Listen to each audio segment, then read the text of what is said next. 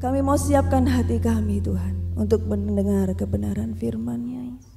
Dan kami mau nyatakan melalui pujian ini ya Tuhan. Kami mau sambut firman-Mu. Haleluya Tuhan. Besar anugerah-Mu,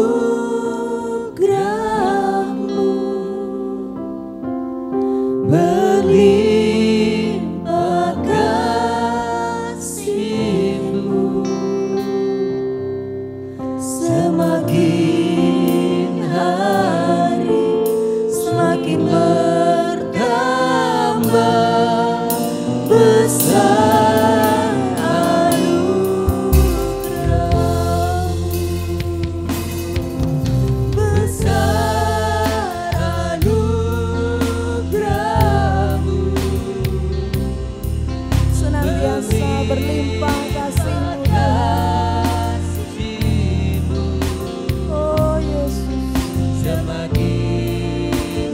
boleh berubah, tapi kami bersyukur memiliki Allah seperti-Mu Tuhan. Oh saat ini Tuhan, kami mau katakan, ku ada sebagaimana ku ada, berdiri menghadap tatamu Bapa, semua karena anugerah-Mu yang telah selamatkanku.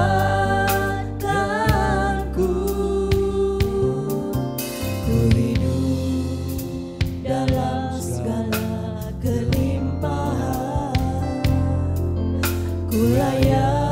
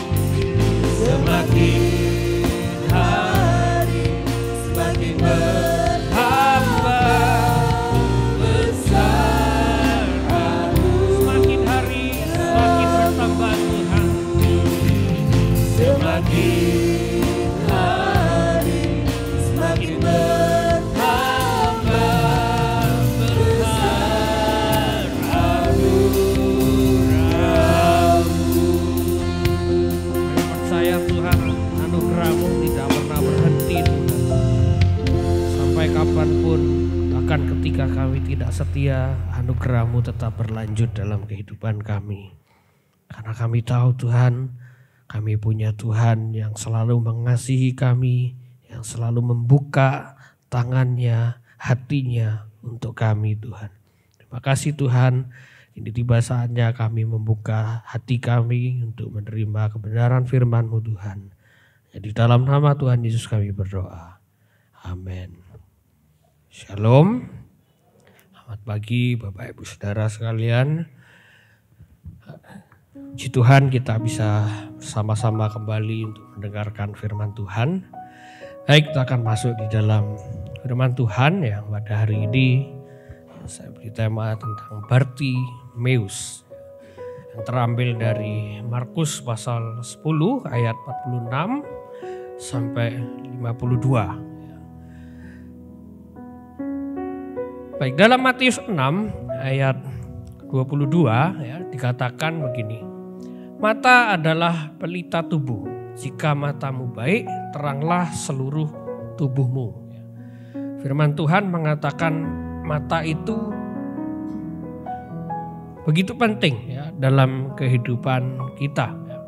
Mata adalah anugerah yang penting yang memungkinkan kita bisa melihat yang namanya keindahan dunia dan selanjutnya kita bisa menghargai yang menciptakan dunia ini.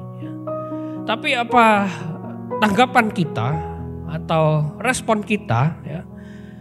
Kalau mata kita tidak lagi berfungsi, kalau mata kita sudah tidak bisa ya, digunakan dengan baik, bagaimana respon kita dan bagaimana kita melanjutkan hidup? Nah, mata jasmani yang melihat dunia ini secara fisik ya, itu akan menjadi jembatan ya, untuk yang namanya mata rohani ya, yang bisa melihat yang namanya keajaiban Tuhan. Kita lihat dunia ini begitu indah. Tidak mungkin terjadinya karena ledakan Big Bang gitu ya. Tapi karena ada satu sosok yang menciptakan dunia ini dengan begitu bijaksananya, dengan begitu penuh hikmatnya, dia punya rancangan yang tidak bisa diselami oleh akal manusia. Saya rasa semua orang-orang percaya, ilmuwan sepakat bahwa dunia ini diciptakan oleh kuasa Tuhan. Dan kita bisa melihat dengan yang namanya kebesaran Tuhan, kita bisa melihat kasih Tuhan dan makna yang tersembunyi di baliknya.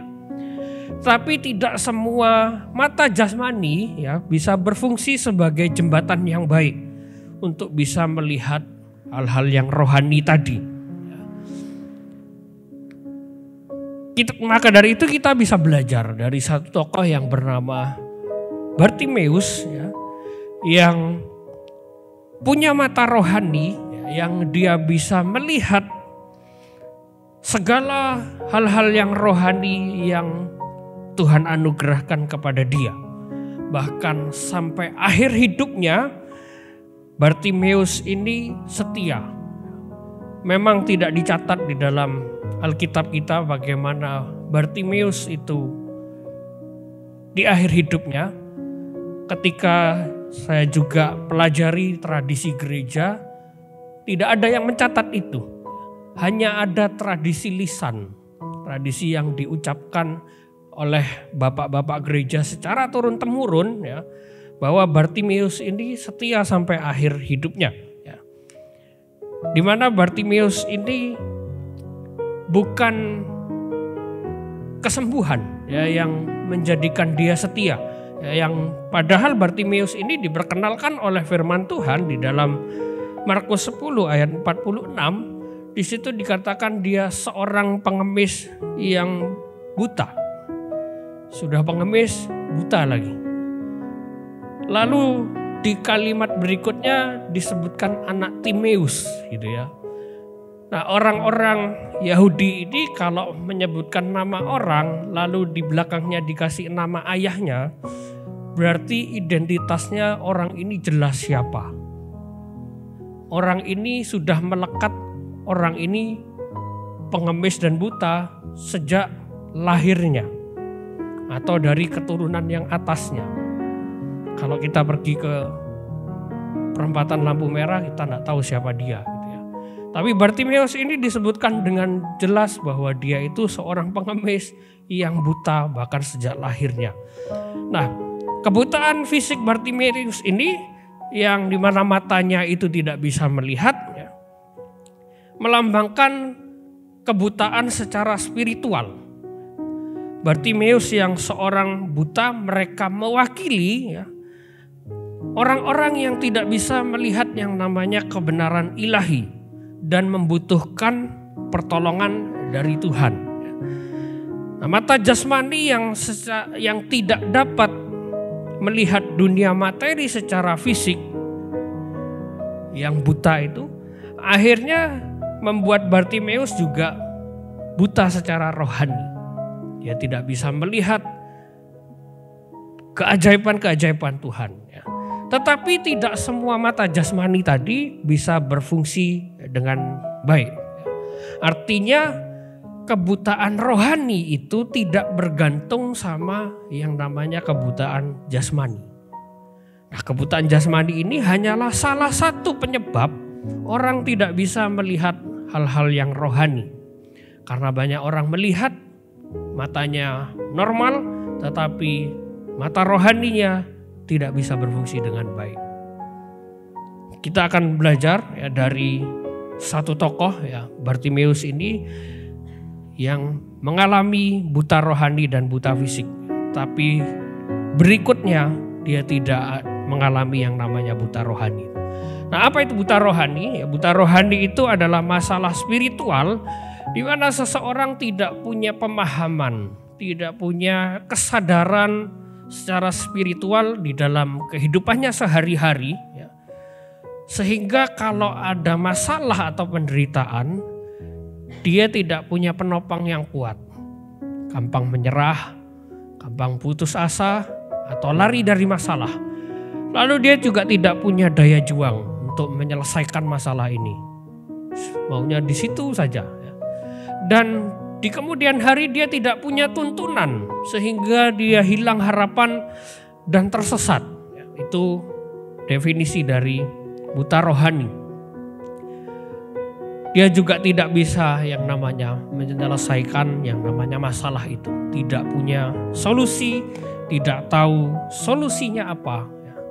Itulah yang namanya buta rohani. Macam-macam penyebab dari buta rohani. Bisa kebutaan secara fisik tadi salah satunya karena mungkin sejak lahirnya tidak bisa melihat, akhirnya bagaimana mau mengenal kebenaran gitu ya. Akan susah bagi dia untuk memahami yang namanya kebenaran firman Tuhan walaupun bisa, ya. Mungkin lewat suara gitu ya. Tapi akan begitu terbatas, ya. Buta rohani juga disebabkan oleh yang namanya dosa, disebabkan oleh latar belakang kehidupannya yang bukan orang percaya, atau mungkin orang percaya justru, ya, yang mengalami kebutaan rohani karena tidak ada persekutuan dengan Tuhan, tidak ada lagi yang namanya hubungan dekat dengan firman Tuhan. Akhirnya susah, ya, ketika hidup ini melihat hal-hal yang rohani itu lebih sulit.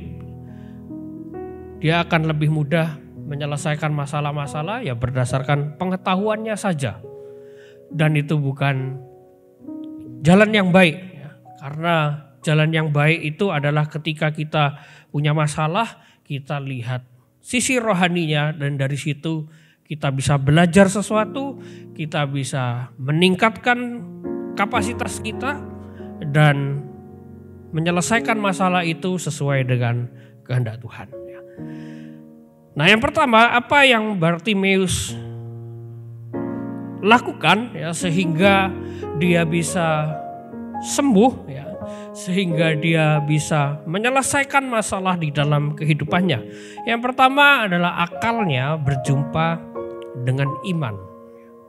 Ketika akal Bartimeus itu mentok, dia tidak tahu harus apa, ya, karena dia terbatas secara fisik.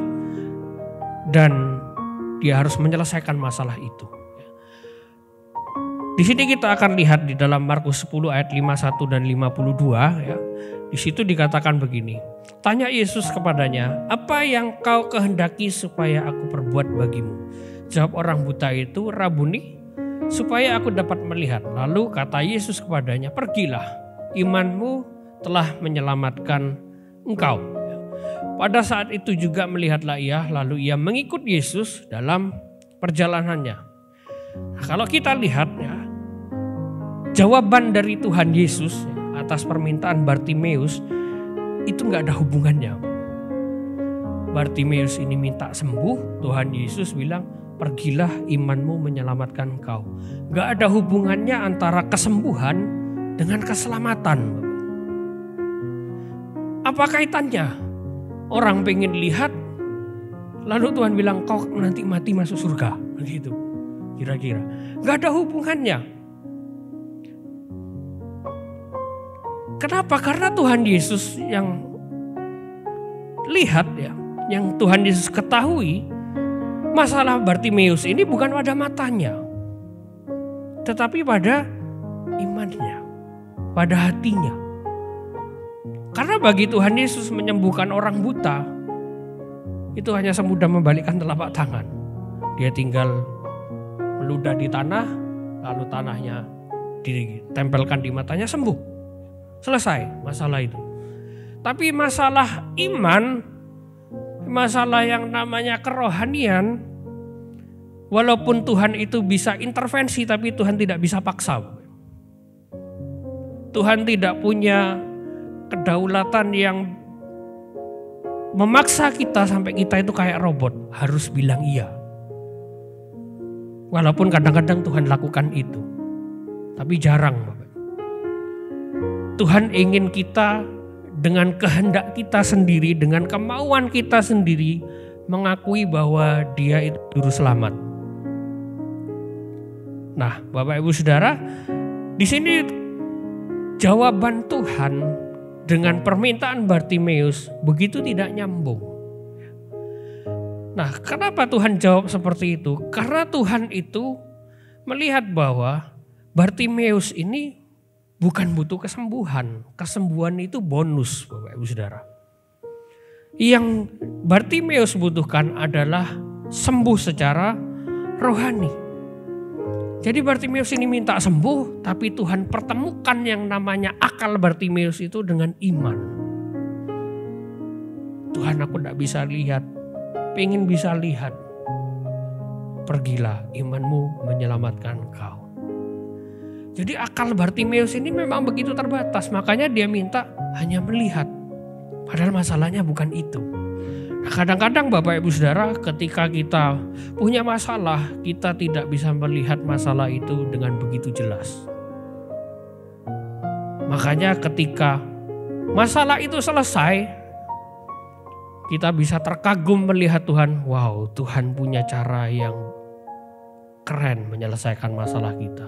Tuhan punya cara yang di luar akal kita, gitu ya. Karena Tuhan melihat masalah kita itu jauh ke dalam hati kita, bukan hanya di permukaan. Wajar, kita manusia punya mata fisik yang melihat segala sesuatunya secara jasmani, tapi Tuhan melihat hati, melihat yang ada di bawah permukaan. Nah, Bartimeus ini relevan dengan kehidupan orang-orang percaya pada saat ini yang melihat masalah itu hanya di permukaan saja, atau akal kita itu terbatas ketika kita menyelesaikan masalah. Misalnya, Yesus itu hanya menarik ketika ada penderitaan. Yesus itu kita butuhkan ketika kita punya masalah. Tidak sedikit Bapak Ibu Saudara orang yang sungguh-sungguh berdoa, sungguh-sungguh percaya ketika dia ada masalah. Ketika tidak ada masalah, lupa ya, tidak ingat Tuhan. Apalagi sedang happy gitu ya, wah banyak lupa Tuhan. Nah, Bapak Ibu Saudara, tapi bagi Bartimeus ya, ada dan tidak adanya yang namanya kebutaan secara jasmani. Bagi Bartimeus itu, Yesus itu tetap menarik bagi dia.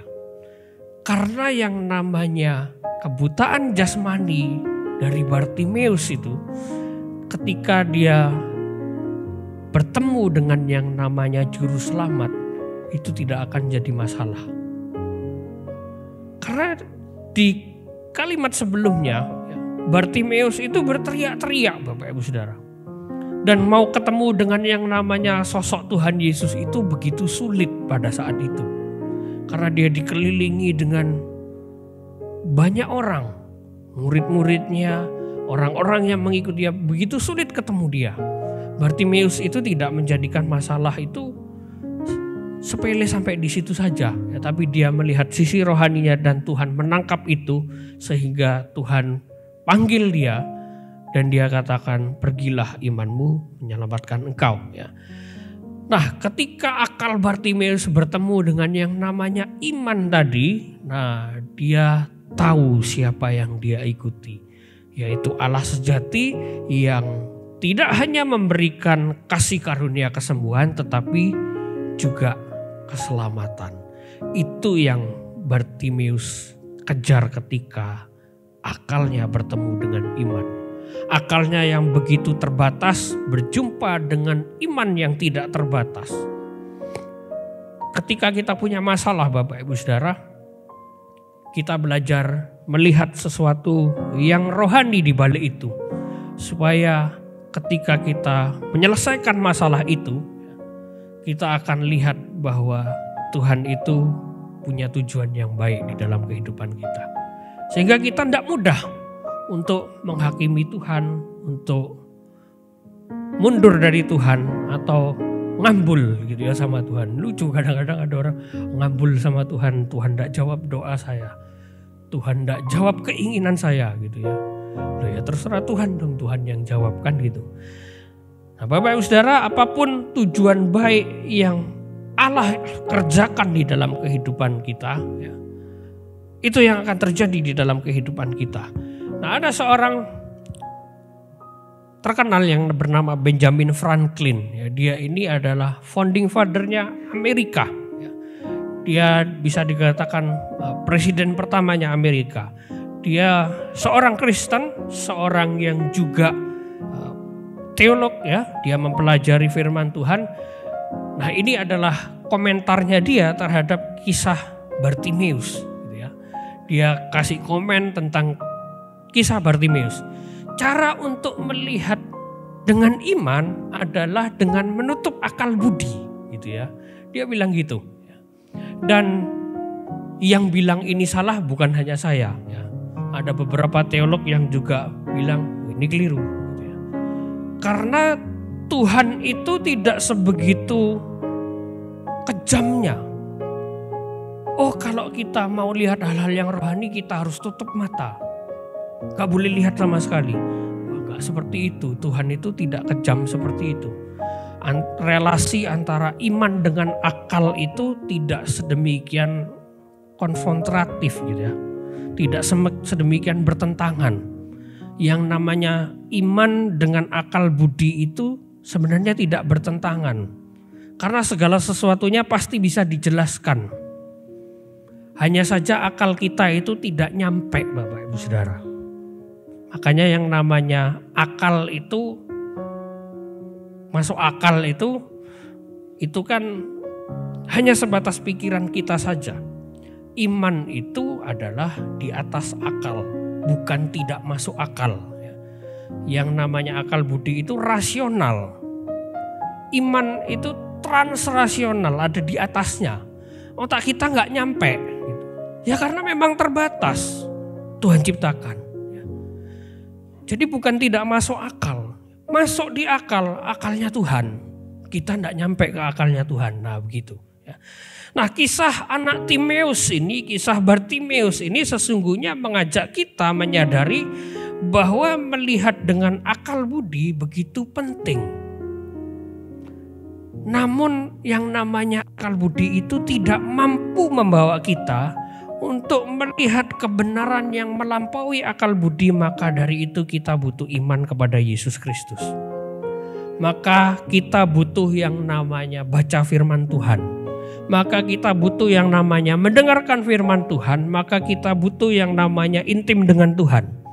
disitulah akal kita akan ketemu dengan yang namanya iman. Disitulah yang namanya Tuhan Yesus Kristus memampukan kita melihat yang namanya kebenaran dengan cara yang baru. Kebenaran dengan cara yang tidak pernah kita bayangkan pada sebelumnya. Misalnya ketika kita punya pengalaman yang baru, ya, mungkin punya masalah atau punya anak gitu ya. Saya ketika punya anak itu begitu banyak belajar tentang Tuhan gitu ya. Walaupun sulit mau berubah gitu ya.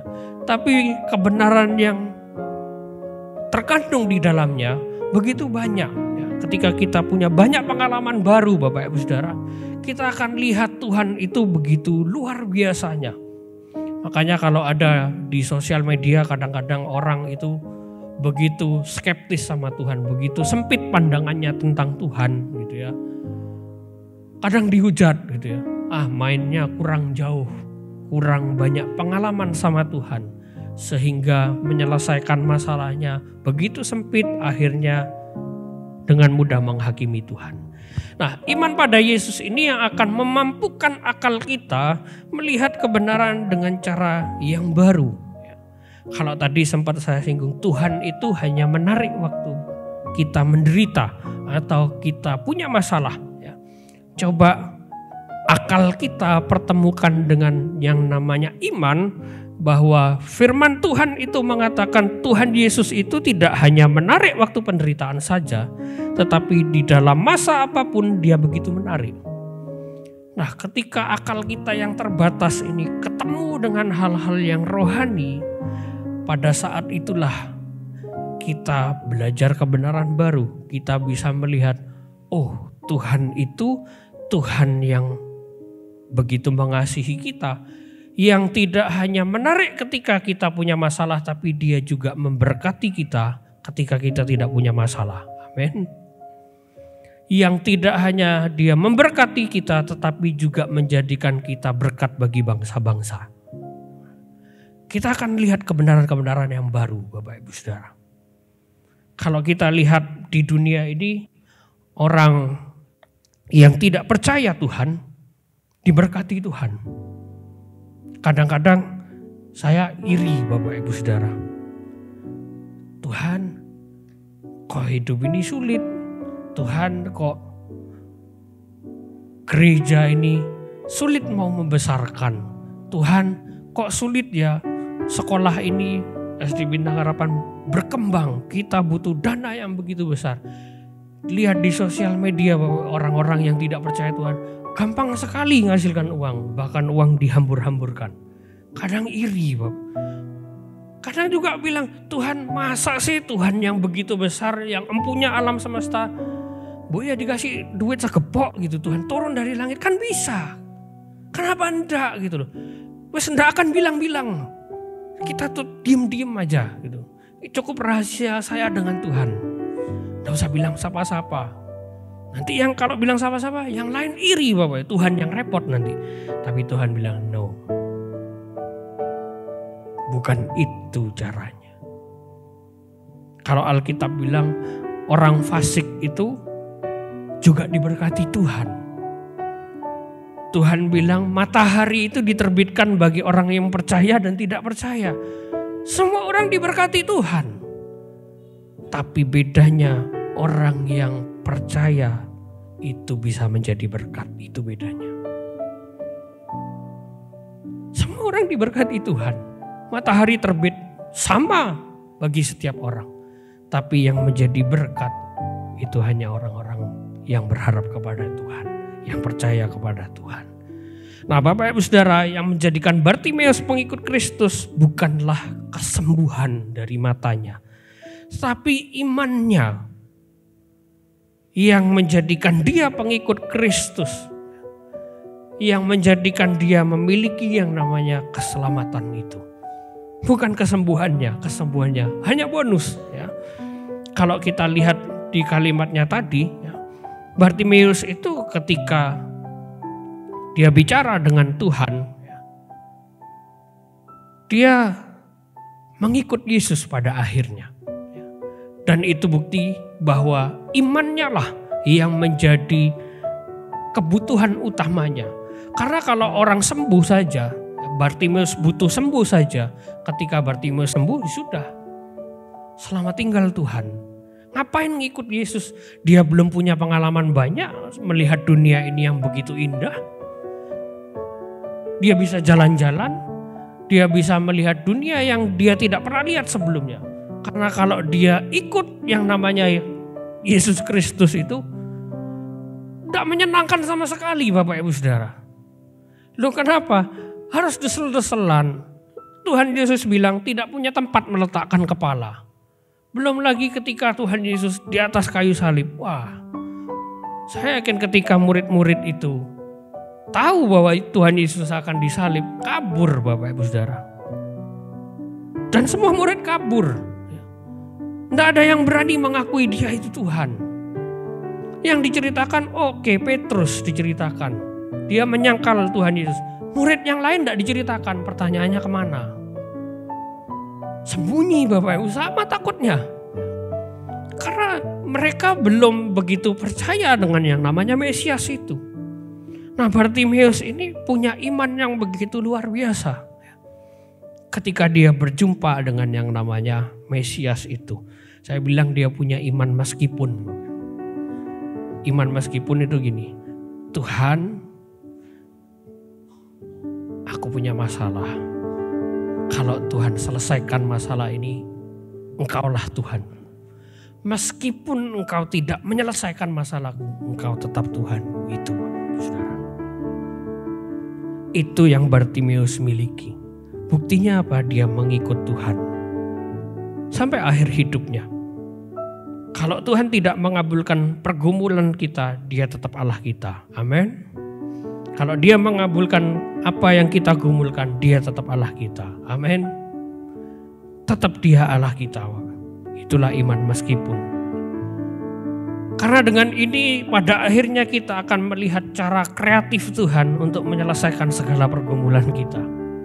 Saya tidak tahu Bapak Ibu punya pergumulan apa.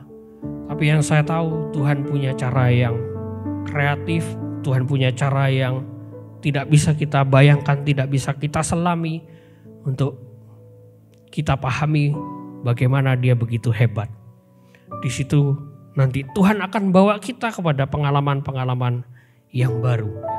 Lalu yang kedua, di ayat yang ke-50 dikatakan, lalu ia menanggalkan jubahnya. Ia segera berdiri dan pergi mendapatkan Yesus. Ya, yang kedua yang bisa kita pelajari adalah dia menanggalkan yang menghalangi. Kenapa dicatat ya menanggalkan jubah? Apa berharganya jubah seorang pengemis, Bapak Ibu Saudara? Saya yakin Bapak Ibu Saudara dikasih jubah pengemis tidak akan mau. Siapa yang mau gitu ya? Jubah bekas ya kalau masih bagus oke lah. Tapi jubah pengemis siapa yang mau? Saya yakin tidak akan mau Bapak Ibu. Akan langsung kita buang. Dikasih jubah pengemis. Tapi firman Tuhan catat itu yang jadi masalah Bapak Ibu. Loh kenapa dicatat? Ngapain Markus capek-capek catat lalu dia menanggalkan jubahnya? Apa urusannya? Ya. Nah kalau kita pelajari firman Tuhan yang namanya jubah. Di Alkitab itu bisa dipandang sesuatu yang berbeda. Ya. Bukan sekedar baju selesai. Ya. Tapi yang namanya jubah itu identitas Bapak Ibu Saudara. Ada orang pura-pura pengemis padahal kaya. Ngapain dia pakai jubah pengemis? Itu identitas. Supaya orang kasihan. Ya kan? Atau diwarnai jadi silver. Nah sama aja Bapak Ibu Saudara. Itu identitasnya dia supaya orang itu lihat oh ini pengemis dan kasihan. Coba Bapak Ibu lihat pengemis dari Sabang sampai Merauke. Sama Bapak Ibu Saudara, enggak ada yang beda. Jubahnya ya gitu. Penampilannya ya gitu. Ada yang pakai badut, ada yang jadi silver tadi, macam-macam. Ya. Tapi ya sama identitasnya ya begitu. Nah, dari sudut pandang seorang pengemis, jubah itu bisa berarti perlindungan dari cuaca karena panas ya. bisa jadi identitas yang membeda dengan orang yang ada di sekitarnya. Bisa juga jadi cara berbisnis, Bapak Ibu. Identitas yang berbeda dari pengemis yang lain, ya, supaya beda. Gitu ya. Semakin melas dia, maka semakin banyak pemberian orang. Jadi jubah itu adalah simbol kemiskinan untuk menarik belas kasihan orang. Nah, bagi Bartimeus ada berbagai macam pemaknaan. Kenapa dia meninggalkan yang namanya jubahnya? Di situ bisa kita pelajari bahwa dia meninggalkan yang namanya identitas lamanya. Aku tidak mau lagi jadi pengemis. Kata menanggalkan itu dalam bahasa Inggrisnya cast away. Bukan cuma ditanggalkan tapi dibuang di tempat sampah. Gitulah kira-kira. Dan Bartimeus tidak akan berjumpa lagi dengan yang namanya jubah itu. Dia tidak ketemu lagi dan tidak akan setelah sembuh, oh mana jubahku? Tidak akan dicari Bapak Ibu. Karena dia juga tidak bisa tahu yang mana jubahnya. Dia buta sejak lahirnya. Dia tidak tahu warnanya apa.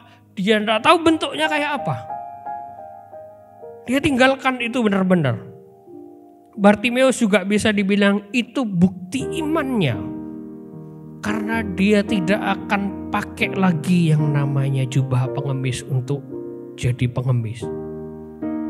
Jadi kesimpulannya apapun yang menghalangi Bartimeus, baik itu identitas lamanya, baik itu pekerjaannya, baik itu kebiasaannya, dia rela meninggalkan demi Yesus Kristus.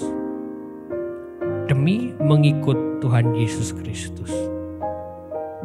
Disitulah Bartimeus justru merendahkan dirinya.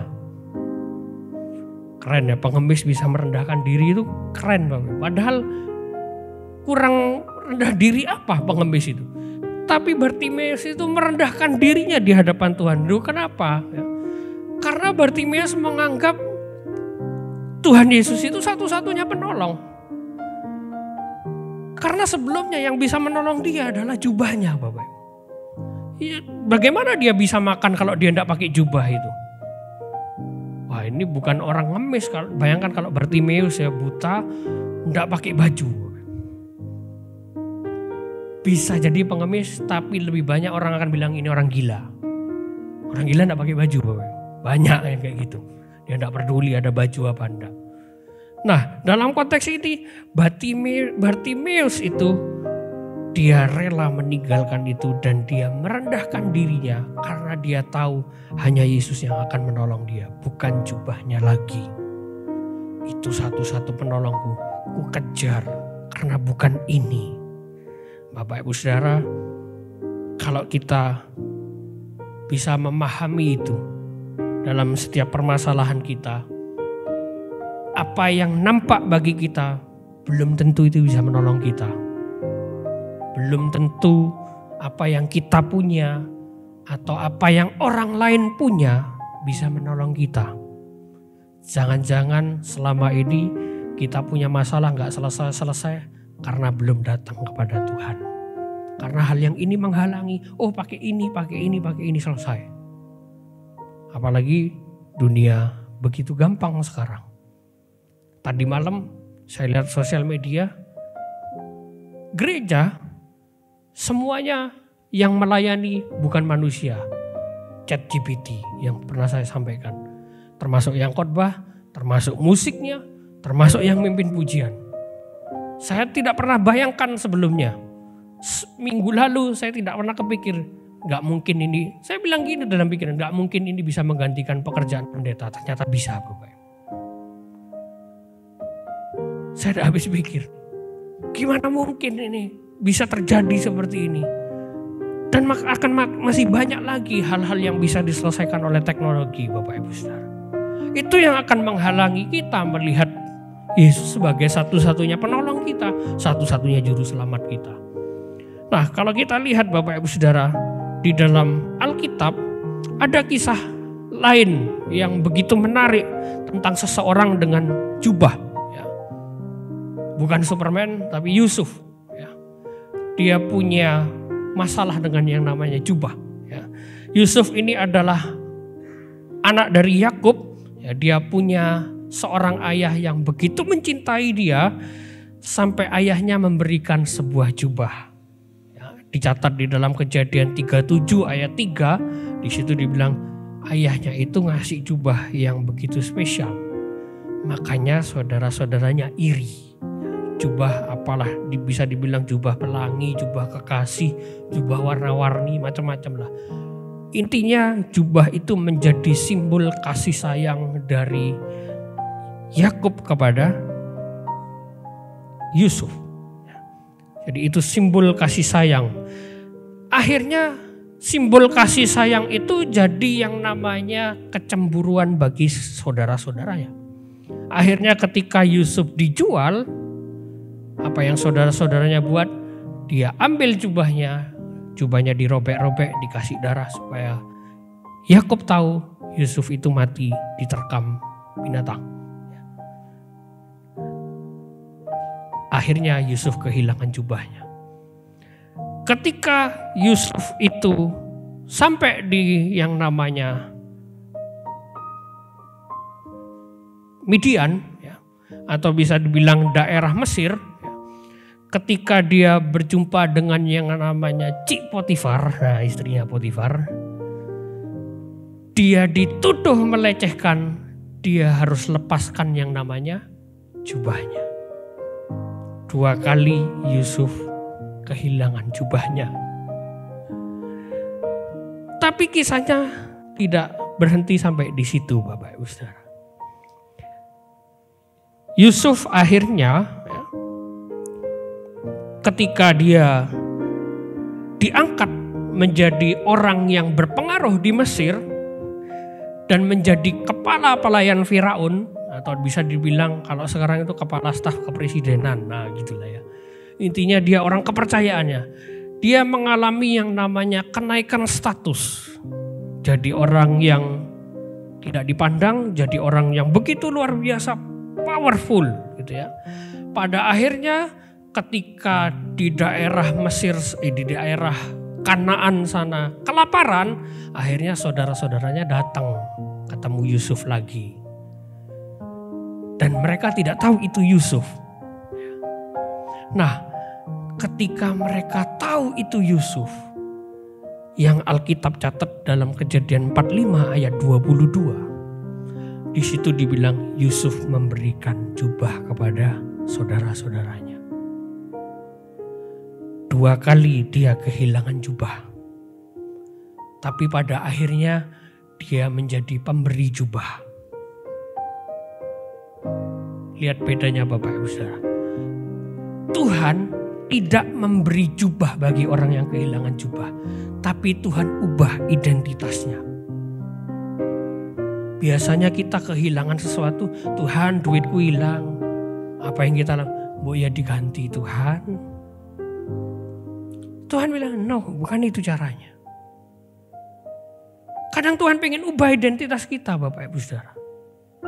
Itu yang Bartimeus juga alami.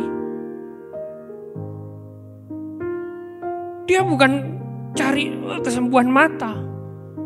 Tapi apa yang hilang dari dia? Mata rohaninya yang hilang. Itu yang Tuhan kembalikan. Itu yang Tuhan ubah. Bukan kita ketika kita kehilangan sesuatu. Kehilangan apa yang berharga dari kita. Terus kita minta balik. Lalu Tuhan kabulkan. Bisa jadi iya. Tapi coba lihat yang lebih dalam lagi. Ternyata bukan itu jalan keluarnya. Karena jubah manusia hanya untuk menutupi ketelanjangan dan kelemahan. Tapi jubah Tuhan itu memancarkan kesembuhan. Memancarkan mujizat, memancarkan kemuliaan Bapak Ibu Saudara. Seseorang yang harus rela kehilangan jubahnya 2 kali. Tapi Tuhan tidak ganti jubahnya. Tuhan ganti identitasnya jadi pemberi jubah. Karena Yusuf tidak butuh jubah. Yang Yusuf butuhkan adalah identitas baru sebagai utusan Tuhan. Sebagai umat Tuhan yang jadi berkat bagi sesamanya. Dari seseorang yang kehilangan menjadi seseorang yang memberikan hingga memakai yang namanya mahkota.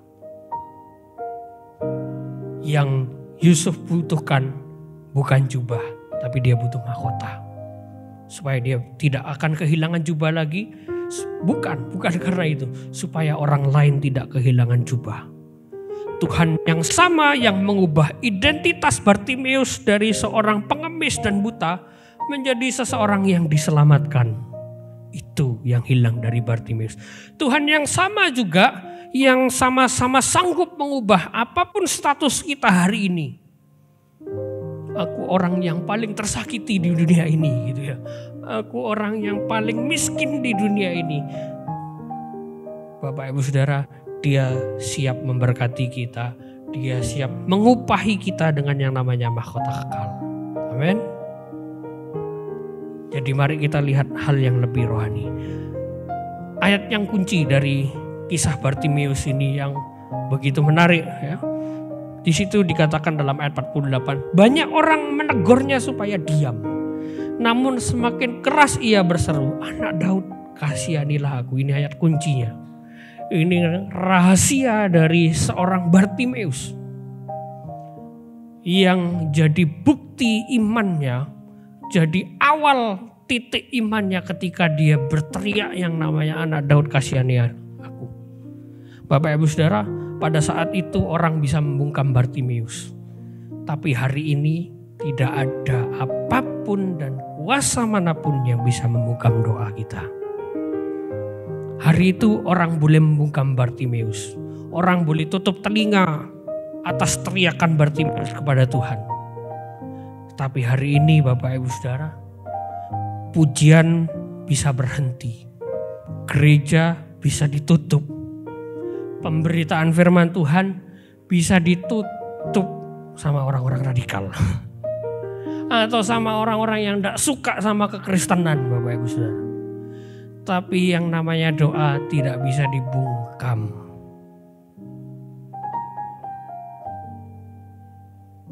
Jadi Bapak Ibu Saudara, mari kita pelajari bahwa apa yang kita rasakan hari ini mungkin tidak akan berlangsung lama.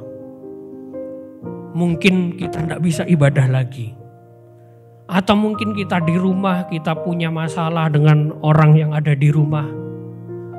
Dia minta kita diam. Secara mulut mungkin kita diam. Tapi dalam hati kita bisa berteriak sama Tuhan. Amin.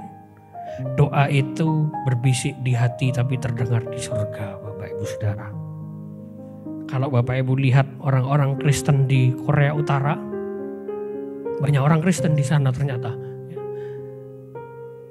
Mereka sampai gini, tidak mau menyebutkan agamanya ke anaknya. Karena pernah ada anaknya itu keceplosan, papa itu baca Alkitab. Mati semua Bapak Ibu Saudara. Itu kenyataannya Bapak Ibu Saudara. Dan itu bukan tidak mungkin kita alami gitu loh. Bisa saja kita alami. Kenapa enggak? Kalau Tuhan mau, kenapa enggak? Tapi ketika itu terjadi, ingatlah bahwa tidak ada apapun, tidak ada kuasa manapun yang bisa membungkam yang namanya teriakan kita kepada Tuhan. Seberat apapun pergumulan kita, mungkin orang suruh kita tutup mulut, mungkin orang tutup telinga dengan suara kita, tapi Tuhan tidak pernah tutup telinga. Dia tidak pernah angkat tangan, dia selalu akan turun tangan. Bartimeus tidak hanya sembuh, tapi juga tumbuh. Permasalahan Bartimeus bukan soal butanya, tapi soal imannya. Dia ikut Kristus sampai akhir. Tradisi yang bilang Bartimeus itu salah satu ya dari ke-70 murid Yesus yang menyaksikan Tuhan Yesus itu naik ke surga.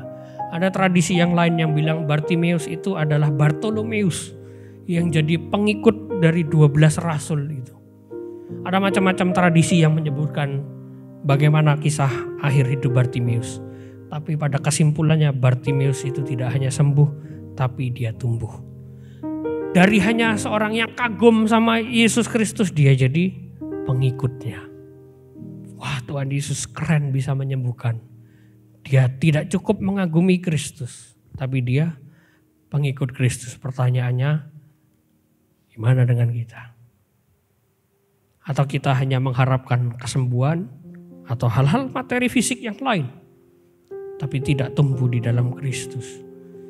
Atau selama ini kita cuma mengagumi Tuhan, wah Tuhan hebat, Tuhan keren, menciptakan ini begitu indah, menyelesaikan masalah begitu indah, tapi hati kita tidak pernah ikut Dia.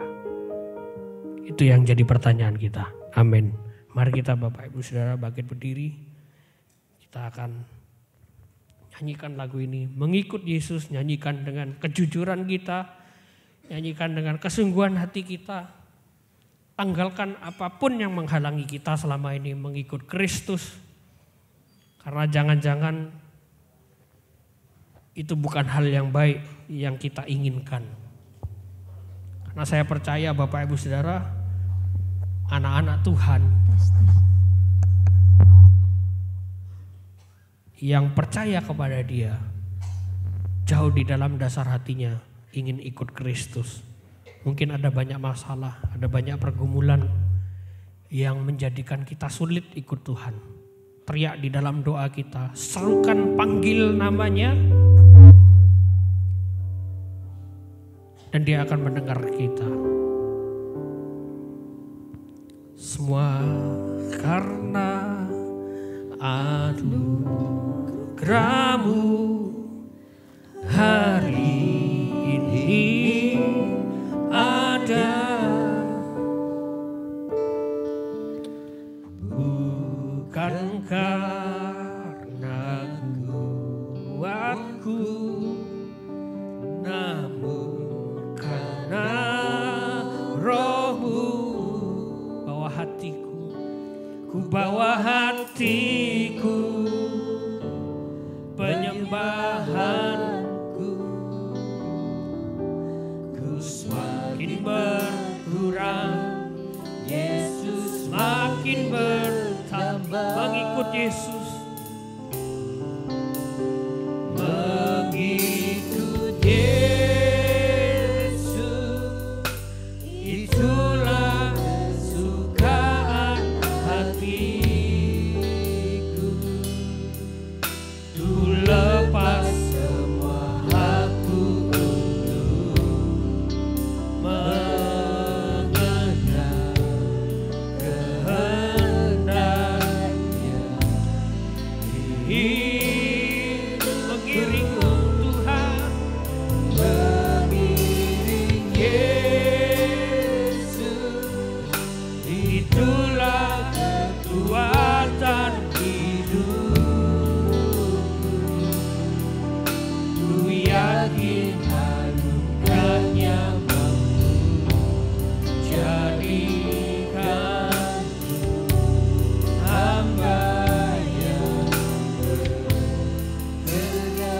Katakan Bapak Ibu, semua karena anugerah-Mu. Baik dan buruk itu adalah anugerah Tuhan. Semua karena anugerah-Mu hari ini ada. Semua karena Tuhan, Bapak. Bukan karena kuatku, namun karena. Kita bawa hati kita.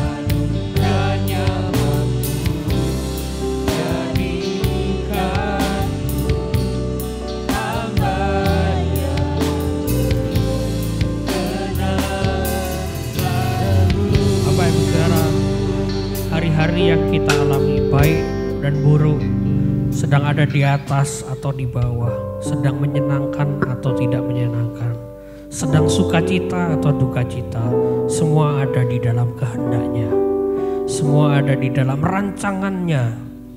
Yang Tuhan inginkan adalah kita membawa hati kita kepada Dia, kita membawa segenap hidup kita kepada Dia, untuk kita serahkan kepada Dia.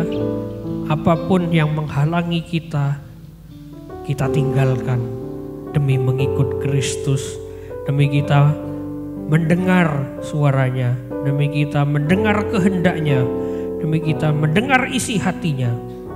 Kalau hari ini Bapak Ibu Saudara mengalami pergumulan, masalah, percayalah Bapak Ibu Saudara, tidak ada masalah apapun, tidak ada siapapun, tidak ada kuasa apapun yang dapat membungkam doa kita kepada Tuhan. Karena telinganya selalu terbuka dan telinganya tidak pernah kurang tajam mendengarkan seruan hati kita. Berserulah kepada Dia dan percayalah, ketika kau berseru, Dia akan menjawab, Dia akan menyelesaikan masalah kita, Dia akan menyelesaikan segenap pergumulan kita dengan caranya yang ajaib, dengan waktunya yang tepat, dengan hikmatnya yang begitu dalam. Dan pada akhirnya kita akan mau mengikut Dia sampai akhir hidup kita. Ungkapkan dalam isi hati kita, kita mau ikut Tuhan. Itu yang jadi kesukaan hati kita, itu yang jadi kerinduan kita untuk ikut Dia, mengiring Dia seumur hidupnya. Yesus, itulah kesukaan hatiku. Ku lepas semua hakku untuk lepaskan apa yang menghalangimu mengikut Kristus. Kenali Dia Bapak Ibu Saudara. Mengiring Yesus. Itulah kekuatan di hidup kita. Yang menjadikan kita hamba yang berkenan selalu. Ku yakin anugerahnya mampu jadikan mengikut Yesus, keputusan, kesukaan hatiku. Mengikut Yesus, itulah kesukaan hati. Amin. Ku lepas semua aku hamba yang berkenan selalu.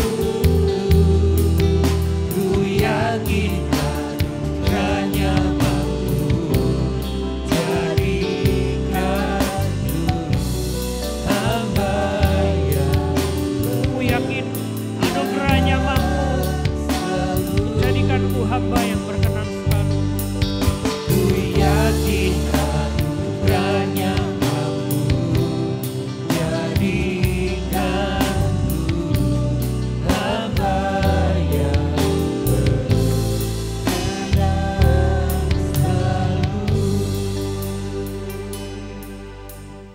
Tuhan, kami sekali lagi mengucap syukur kepadamu untuk kasih karunia Tuhan yang begitu limpah atas hidup kami. Terima kasih untuk pengampunan yang Kau berikan kepada kami. Terima kasih untuk keselamatan ya Tuhan yang Kau anugerahkan bagi kami. Tuhan, sungguh kami tidak bisa membalas segala kasih-Mu untuk pemeliharaan-Mu ya Tuhan dalam hidup kami. Dan kami percaya Tuhan akan terus melanjutkan kasih karunia bagi kami pada hari-hari mendatang ya Tuhan. Kami percaya perlindungan-Mu akan tetap kami rasakan dalam hidup kami, penyertaan-Mu dalam pekerjaan kami, dalam keluarga kami, sekolah bagi anak-anak kami ya Tuhan. Kiranya Kau memberkati anak-anak kami dan sekolah di mana mereka bersekolah Bapa. Terima kasih untuk kasih karunia Tuhan yang akan terus menguatkan kami dalam kami bekerja, dalam kami melakukan tugas kami, dalam hidup kami sehari-hari ya Tuhan. Kami berdoa juga untuk saudara-saudara kami yang sakit Tuhan, Kau jamah mereka, beri kekuatan terus supaya mereka tetap bertahan dalam iman apapun yang mereka hadapi. Tuhan berikan hati yang tulus kepada kami semua untuk mencari Engkau Tuhan lebih dari apapun. Kau mengampuni kami Bapa segala kelemahan kami. Terpujilah Engkau ya Tuhan, kami percaya Tuhan menolong kami untuk terus hidup dekat dengan Tuhan. Terpujilah Engkau ya Bapa, kami percaya kasih-Mu terus menyertai kami seumur hidup kami. Itu sebabnya kami persembahkan seluruh hidup kami, ya Tuhan, dan semua doa kami, ibadah kami pagi ini kami persembahkan semua kepada Bapa yang mengasihi kami, yaitu di dalam nama Yesus Tuhan dan Juru Selamat kami. Bapa kami yang di surga, dikuduskanlah nama-Mu, datanglah kerajaan-Mu, jadilah kehendak-Mu di bumi seperti di surga.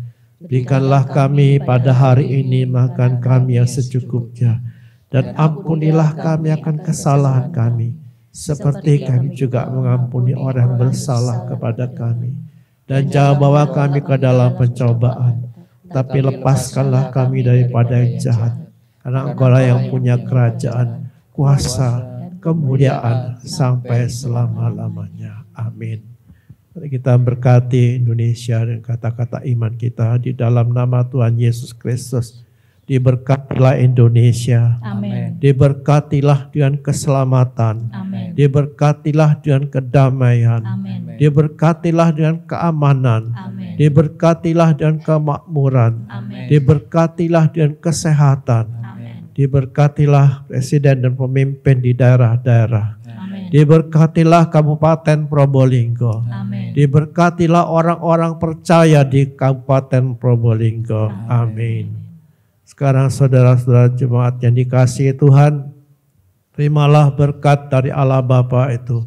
Akan terus laku yang baik atas hidupmu. Dilimpahkan semua kasih kekuatannya. Dan Yesus Kristus dengan damai sejahteranya terus mengawali hati dan pikiran saudara.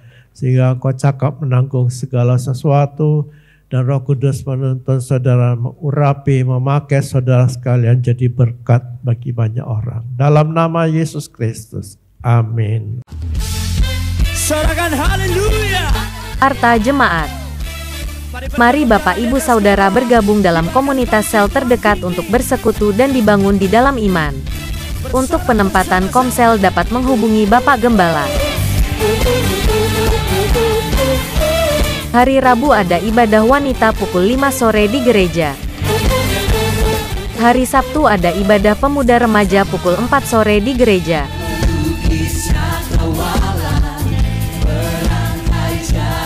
Ibadah raya pertama pukul 6 pagi.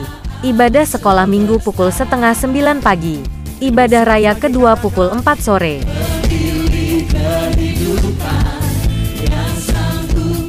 Harap seluruh jemaat mengisi data jemaat. Formulir data jemaat di belakang atau dapat mengisi pada Google Form. Link sudah dibagikan di grup WhatsApp gereja atau dapat menghubungi Bapak Gembala. Selamat ulang tahun kepada jemaat yang berulang tahun dalam minggu ini. Kiranya Tuhan memberi kesehatan, kedewasaan rohani, berkat dan damai sejahtera. Kebajikan dan kemurahan belaka akan mengikuti aku seumur hidupku, dan aku akan diam dalam rumah Tuhan sepanjang masa. Tuhan Yesus memberkati.